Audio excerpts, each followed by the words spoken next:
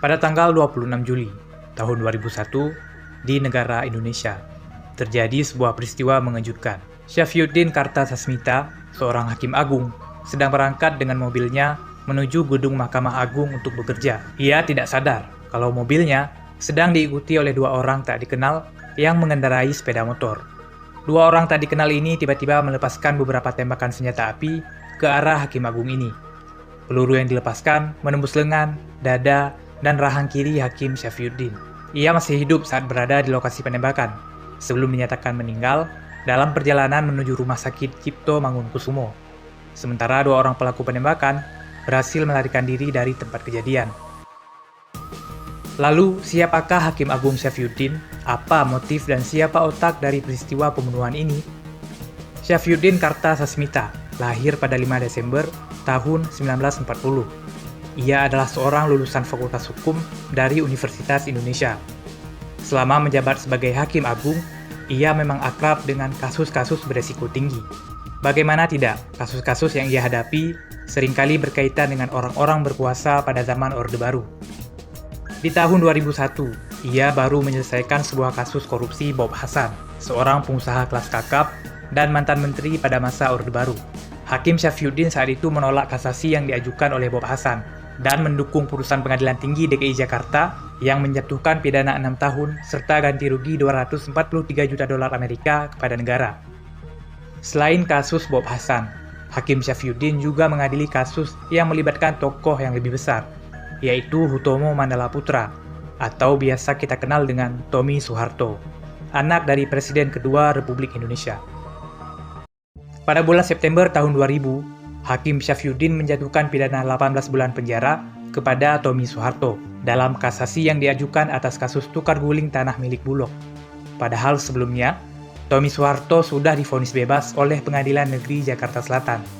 Tapi kemudian jaksa mengajukan banding di tingkat kasasi ke Mahkamah Agung, dan Tommy Soeharto justru kembali dinyatakan bersalah dan harus menerima hukuman penjara. Setelah ia divonis bersalah, Tommy Soeharto masih sempat pergi menghadap Presiden Abdurrahman Wahid untuk memohon gerasi, akan tetapi permintaannya ditolak. Ia pun sempat melarikan diri agar tidak ditangkap. Akhirnya, Bob Hasan dan Tommy Soeharto harus meringkuk di penjara Nusa Kambangan. Hakim Syafyuddin bisa dikatakan ikut berperan dalam digiringnya dua orang kuat ini ke dalam penjara. Sampai di sini saja kita sudah dapat membayangkan betapa beresikonya posisi Hakim Syafyuddin. Tapi juga perlu diingat, pada bulan Agustus tahun 2000, Presiden Soeharto ditetapkan menjadi terdakwa dalam kasus korupsi penyalahgunaan uang negara dalam beberapa yayasan yang dimilikinya. Hakim Syafyuddin jugalah yang ikut mengurusi kasus ini, di mana beliau duduk sebagai Ketua Majelis Hakim.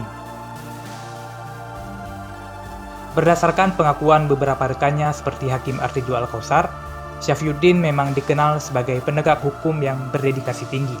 Ia bersih dan sangat tegas kepada para koruptor. Hakim Syafyuddin juga mengaku kalau ia pernah ditawari suap sebesar 20 miliar oleh seorang koruptor yang sedang ia tangani kasusnya. Tapi ia menolak dengan tegas tawaran suap ini. Hanya saja menangani kasus korupsi yang melibatkan para penguasa pasti menghasilkan resiko, bahkan ancaman terhadap nyawa.